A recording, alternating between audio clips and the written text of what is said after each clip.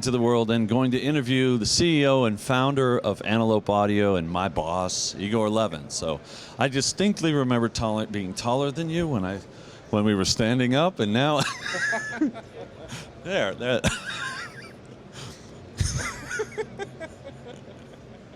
So we'll figure this out. So anyone else would like to hear the interview, come on. We've got a nice little crowd here. It's been a great show, very energetic.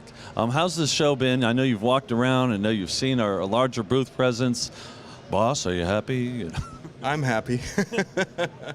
No, this year is good. There's good energy in the air. I have a feeling that although there are not as many people at the show, some of the strong companies for some reason are not here, but in terms of human presence, I like the energy, I like what I feel, and I like the amount of people that we've seen and the interest that we had towards our products, yeah. So tell us, you've started with clocking. I really want to start from the beginning. You started clocking, it's been almost 20 years ago. You developed some algorithms that are in the jitter management module. And why clocking? And why clocking for you? And why clocking in general? What is it about clocking that seems to make such a difference for a digital audio conversion? Well, I got into clocking for a completely wrong reason. You know, it's like being in the right place for the wrong reason. I was actually a filmmaker, and I needed to build something that would synchronize my video with my audio. So that was, the historical reason for it. But practically, then it turns out that there is a whole audio aspect. I mean, I wasn't an audio guy; I was a filmmaker. But it turns out, and the industry discovered it sort of as a byproduct or by accident, that when they were using our clocks, things were sounding a lot better. So, then I got so busy dealing with the audio, I had no time to do the films. So the films kind of fell away, but this audio thing grew and grew and grew, and then, now so many years into the research and on the 4th generation of the audio technology, you actually, the clocking is really, it's like a heart. It's like a beat, So how does it do that? We know jitter are errors in the clocking, and so we reduce the jitter. And I try to tell the story as best I can, and obviously I know I've bombarded you with questions over the years. But how are we able to manipulate that jitter? Can you open up a little bit of information into how we manipulate that jitter in a way that sounds more natural? Well, in audio, there's several layers of things. There is sort of a conventional way of looking at things, and that's what's taught in most textbooks, and that's something people find on the internet, where you get a little curve, a little drawing of audio wave, and then little dots, and then the illustrations show how if the dots don't fall into the right place, then you get an error in the reproduction. So most people understand one aspect of clocking, that the dots have to fall into the right place, and that they see jitter as something that would displace the dots, would screw things up. Now that turns out to be a more subtle level in the audio, this sort of metaphysical level of the audio, and that's the same thing where dithering comes in. In essence, a dither is just noise. So you would think, like, how would adding noise going to improve your audio? I mean, it's counterintuitive, and noise is something you don't want. Now, it turns out, and it actually works it out mathematically, that adding right kind of noise in the right place can smooth things out. If you do that right, then instead of having like that sort of a staircase problem where the bits get cut off and things begin to sound awful, the right kind of dither actually acts in the smoothing ways, and people do it in graphics a lot. It's also used in publishing business, in the newspapers, where you try to print a black and white image with gray steps by just using black dots and white dots. So by controlling the amount, the places and the density, how they fall. So what we do with the audio clocking is something very similar. We actually add the dots in the right, we modulate the clock in a very special way, in the kind of the right way that acts in a smoothing fashion as opposed to a disruptive fashion. I'm always appreciative of the clarification, because sometimes I'll use the word randomization of the jitter. Is modulating a more accurate term or better term for that, or? These are different technical ways of describing the same phenomena, and I guess randomization would be a more accurate. So I would say, the way you say it is probably better. I'm going to fall over my chair. So why we started making our own converters, and we've seen sort of that, to me and a lot of my customers, it sounds like more of what Antelope is. You clock someone else's converter, and it does these sort of things where it's focused, you get a better image, you hear the individual instruments, and then you listen to our converters, and it's like more of that. Is tying that clock into the converter that much of a difference, where there's even a tighter integration? Well, yeah, I mean, you generally get synergetic effects, going back to the whole bigger than the sum of its parts. If you do things right, there's a difference between, if you take mushrooms separately, if you take pepper separately and salt separately, put them on the table, and water, that's not a mushroom soup. When you put them together, you actually get something, the way spices combine, then they each other emphasize certain, the mushrooms maybe emphasizing certain flavors. So, yeah. This is a music show, so when you talk about mushrooms, we have to be sometimes a little careful. So the other thing that I noticed over the years, and I just can't, it never ceases to amaze me, is you decide to make a USB device, then you make your own USB circuit, and then you get 32 channels going in and out, and everyone else thought was impossible is suddenly possible, and it seems quite reasonable based on the math and the throughput available on a USB device. How did that come about, and how does it work? Why does it work so well? It's so stable. I mean, battle tested, as I like to say in the demos. How are you getting 32 channels in layman's terms through that bandwidth? Is there just so much untapped bandwidth in other audio drivers? Well, yes and no. In general, there is always the Pareto criteria kind of a thing, that 30% of the things then ends up having 70% effect. So in terms of USB, as in terms of many things, it was a question of identifying where the bottleneck is. And in order to lift that bottleneck, we had to make custom USB thing. But if that's what it takes, that's what it takes. So in a way, it's just kind of down to the analysis, or maybe having a unique way of looking at it, instead of trying to do, my thing is I don't try to repeat what other people are doing. I usually try to look at it slightly differently, and in just kind of like visualizing in a different way, and then kind of identifying, well, there is this one little thing, that if we would make go away, then we would have a major breakthrough. And, it was successful with the USB. That approach worked out. I still get people to come up and say, okay, but does it really work? Wait a minute, do you mean 16 plus 16 is 32? No, it's 32 outs, 32 ins, up to 192 on the PC, up to 96K. We have a 24-channel mode for the Mac. Incredible. People see it work. I've gone to some dealers and done demos, and we show it to them, and they get all the way done. looks great. It sounds great. I still don't believe it. Literally just saw the demo. So hats off. I mean, incredible. I had to see it myself to believe it.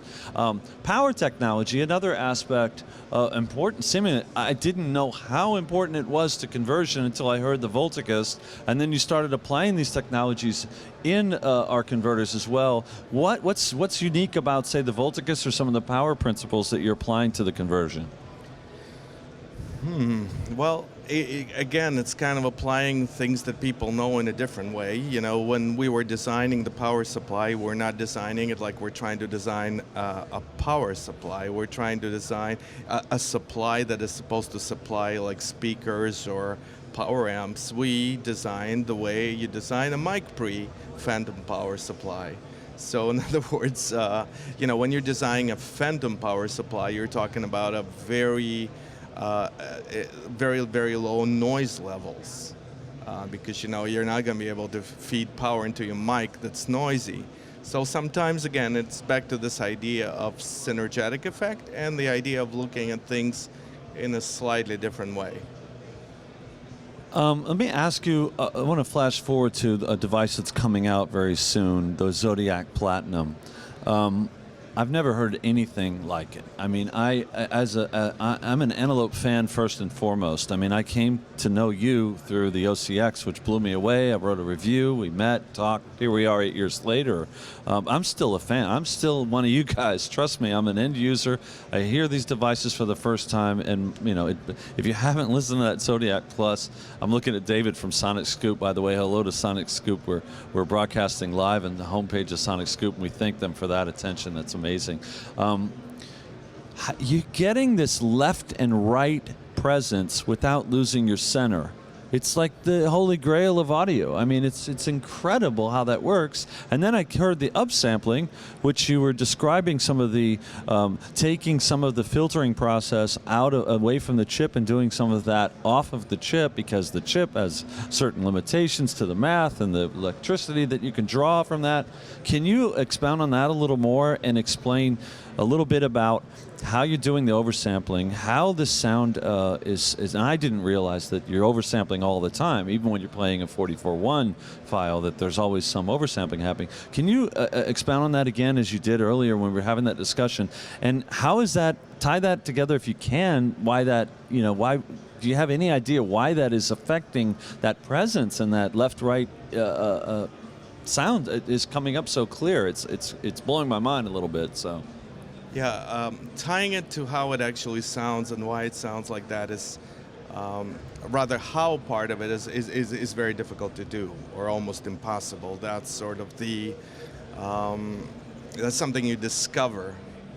I don't think we as scientists, you know, applying to things scientifically or mathematically or as engineers, there is really no simple way to model when you work on that level. What you're going to have come out. So what is it that's so unique about the oversampling, and can you talk about the chip part of it and how you're doing some of those processes outside of the chip itself in the converter?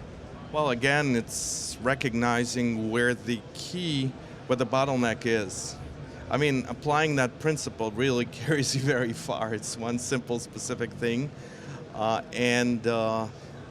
sometimes it comes from just fundamental analysis what's going on. So you take a chip, you take a D2A converter, and you realize that any modern D2A converter uses upsampling. You know, I'm not the guy who invented upsampling. It's in fact something that's crucial and necessary and inside the D2A converter chip itself. Even though we feed, 44.1K into the chip, by the time the DAC sees it, the actual DAC part of the chip, it's already at 2.8 meg. So the upsampling is needed. That's the way the modern DACs work. So then the question was, well, how good is that upsampling, or is there a way to improve it?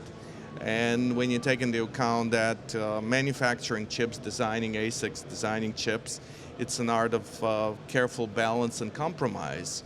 For competitive reasons, manufacturers need to keep the power dissipation down. There is only so much space on the chip, on the die itself, and that limits the kind of techniques, the filters that you use, that you can use. So by simply taking it out of the chip to another very, very large digital chip, where you have tons and tons and tons of digital circuitry you can apply, you can do a much better upsampler.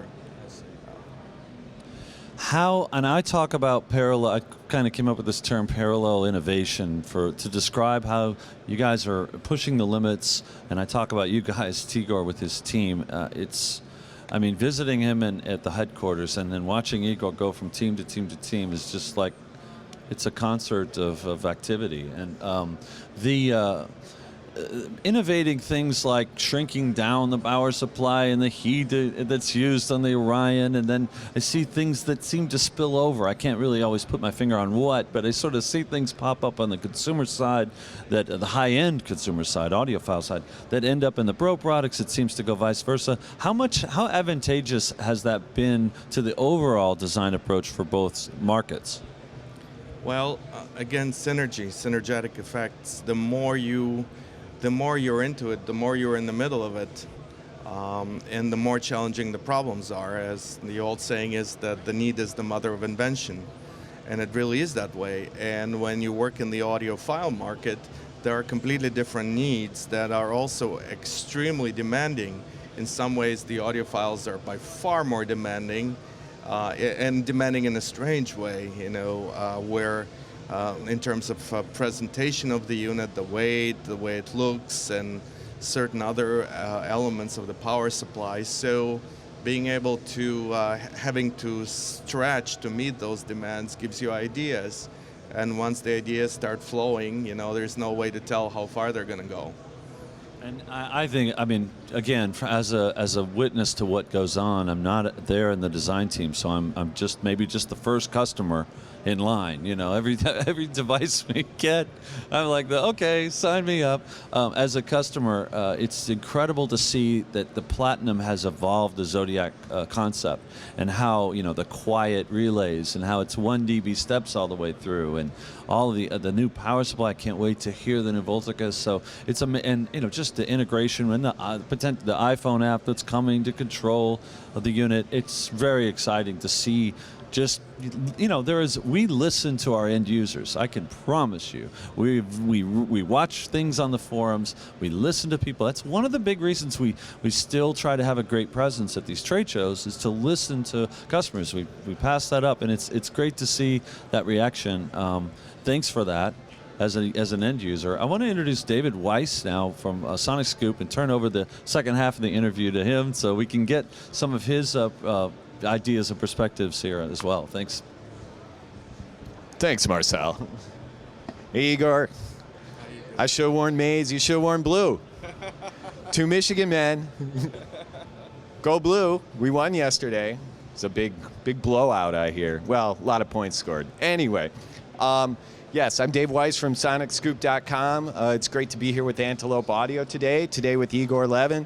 If you visit us on Sonic Scoop, you can see the previous installments of Hanging With, Jimmy Douglas, who was here on Friday, Michael Brower, who was here yesterday. Catch all the action, visit us back there. Igor, it's good to be here with you. I've been hearing a lot of specifics from Marcel about what's going on. I kind of wanted to pull back and ask you if you can put us inside the mind of an inventor. What do you do when you start to think about a problem that you want to solve? Do you go in a dark room? Do you go on a walk? How do you get started with figuring out what you're going to do, how you're going to attack it? Well, I'm a little bit of an obsessive kind of a guy, maybe in a different time and space I would be compulsive obsessive and would have to take Ritalin or whatever else they like modern kids to ingest these days. But what I find true for me is that I just think about it all the time, and sometimes it's very strange, because you also go for walks, you go see your friends, and you're having a dinner, and you're still, you're talking to them, but in the back of your mind, there's something that keeps on ticking and processing. And I think the persistence is what, and then all of a sudden the solution emerges. And sometimes it's in odd places, like you're taking a shower or whatever, It's not very classical, in a sense. It's not like where you sit at your desk and you type on your computer. So it's unpredictable, but I think just having a focus It's kind of like a meditation. So it sounds like what you're saying is it starts as a thought problem and a thought process. Then from there, do you start to put it down on paper? Do you hit your computer? When do things go transition to being a prototype? And is there a usual time frame for that? Well, I like to doodle. I like to, and I do it on napkins. So usually I'm probably responsible single-handedly for destroying half of the napkins in the universe.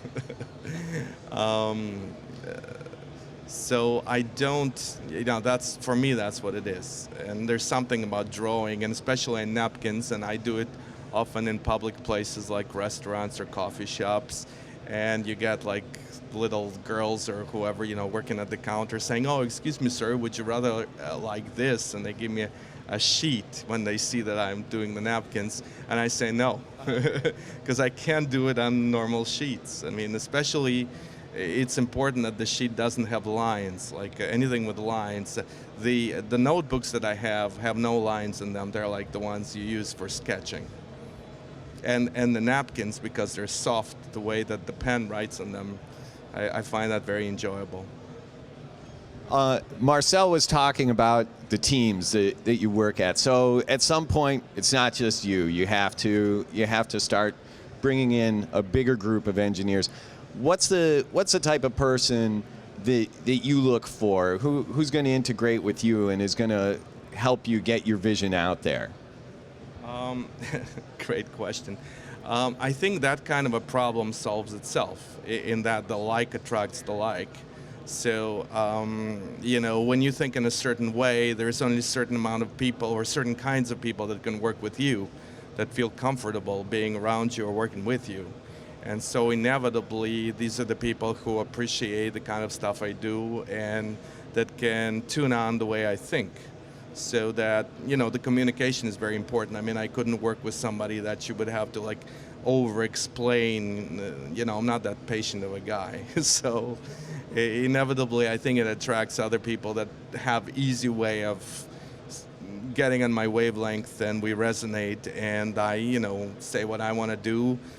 They could be critical. Not everybody I work with is utterly thrilled about my ideas, and with Marcel, we have often had rather heated discussions about product features or how this thing is going to work. And so, yeah, and the team, it's a big team thing. In my early days as a filmmaker, something as a filmmaker you realize, filmmaking is a huge team endeavor. I wanted to be a director, and director is the guy that's got to get everybody to, you got the sound guy, you got the cinematographer, you need to be able to work with the actors. And I think from those days, I look at myself as really a team leader. Aside from having my ideas, the trick is to actually make it happen, and it takes a lot of efforts. Many of the products have like 10 man-years or more of actual engineering. And thankfully the company is very large now, so that we do get a lot of help. I get a lot of help. I got it. The big thing I know about film production, feed the crew. You're good from there. You can get anything done. To give us kind of another idea of the line that a product takes from napkin to completion, what I want to know is, what are these different teams that are working? Is that something you can say, or is that a proprietary secret? How do you split up the labor so that things are moving constantly? Well, I think in that way we're pretty conventional. We don't have like any geniuses on staff, or like the job description, be genius. And we do have guys that don't wear shoes, and some of the fellows are a little unconventional in their appearance, but in terms of organization, it's pretty conventional. We have MEs, we have several MEs, and they do like the packaging. We have graphic designers, again, several on staff, and they help with brochures and also integrating the look. We got then the hardware department divided on the guys that do the analog stuff and the guys who do the digital stuff. We have software teams that are divided mainly by the GUI and the app and the internet guys and the embedded engineering. So there it's pretty straightforward. Got it. You guys were talking a lot about what goes into how the Antelope audio products sound, but certainly another thing that you've honed is a visual aesthetic to what you see. Your products are recognizable when you look at them, and some of them are very striking.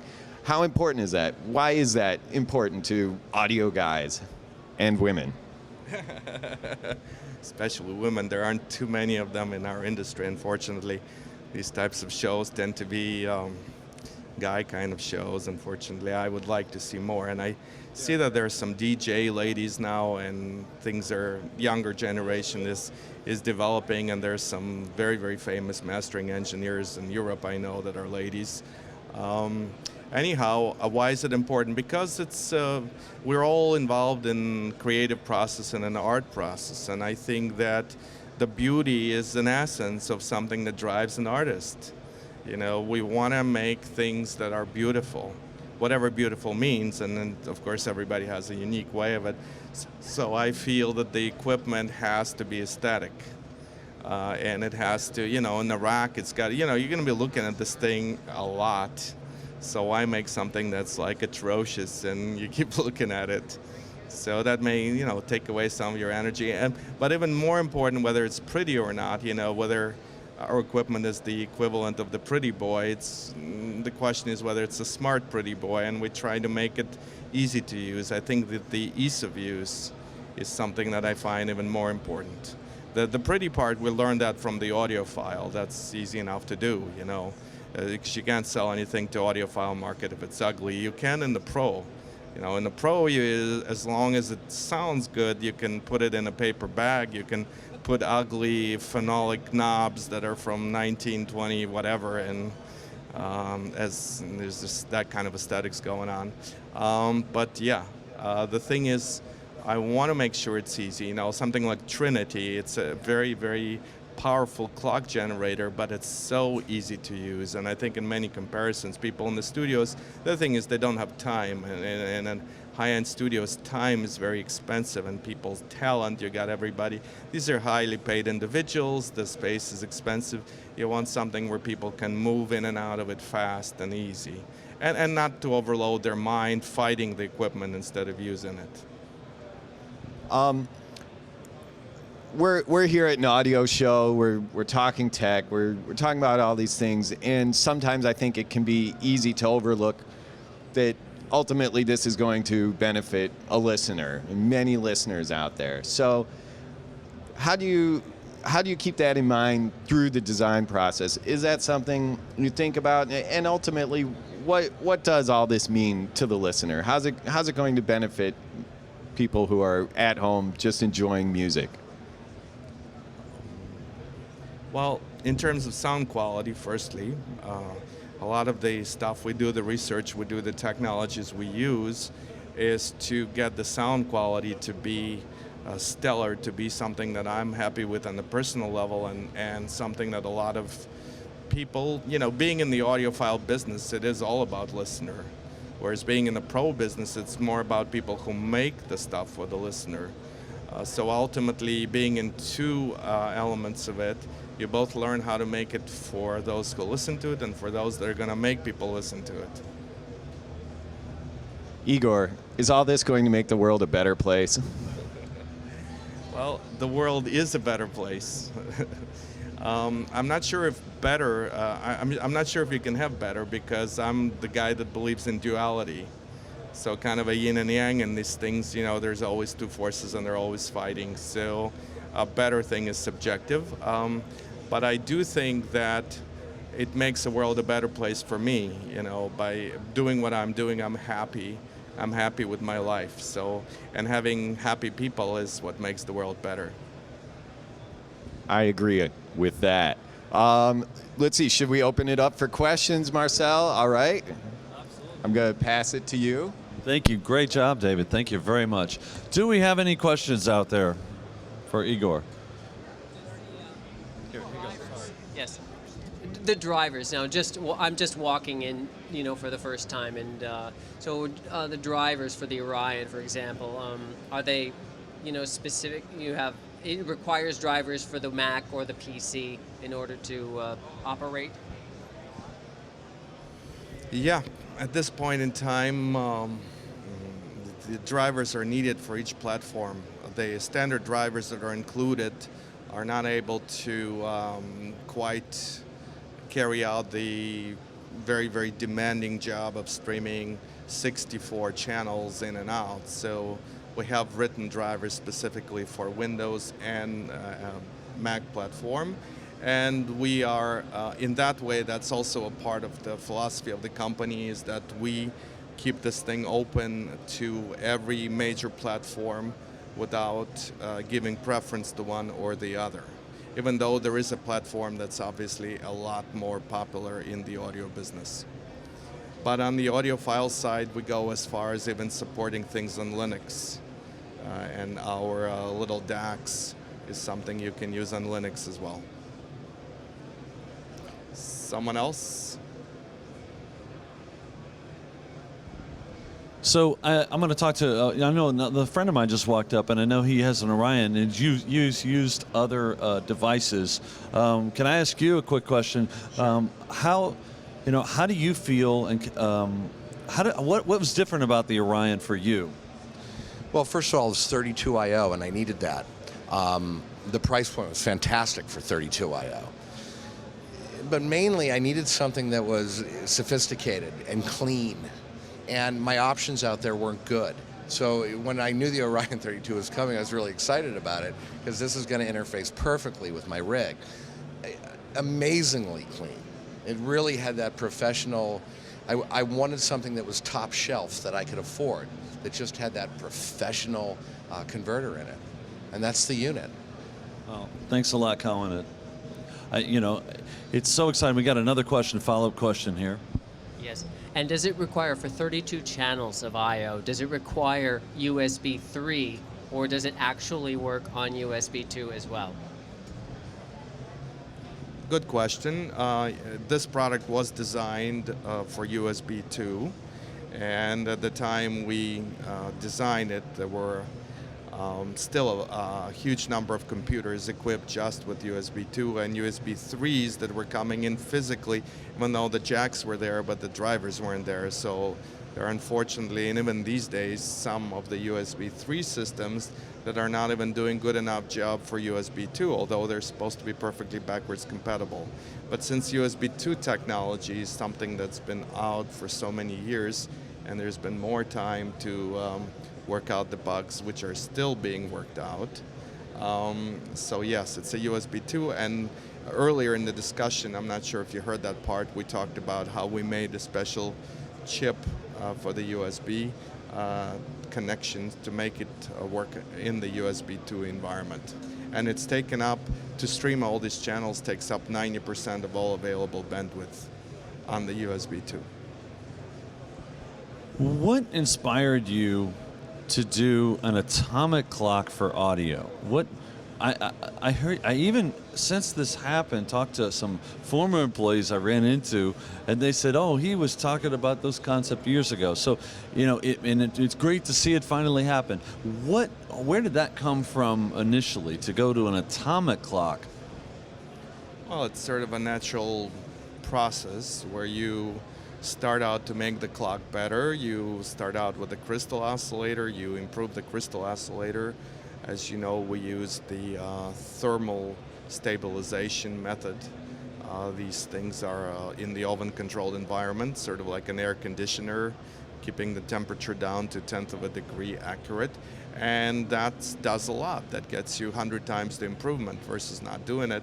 But then if you want to go further, that's it. That's the end of the crystal. So the next logical step would be atomic clock, rubidium. And if you want to go further, you would have to go to, there's other atomic technologies, but then the price begins to climb to hundreds of thousands of dollars, and that sort of limits the amount of people that may want to use it, but we may make one. Well, I'm also curious about the high sample rates. People think that it can't get any better than 96, can't get any better than 192, and then we do 384, and then suddenly people are discovering, well, maybe DSD not such a bad idea, and then we start seeing more DXD because now you have recorders that go that high.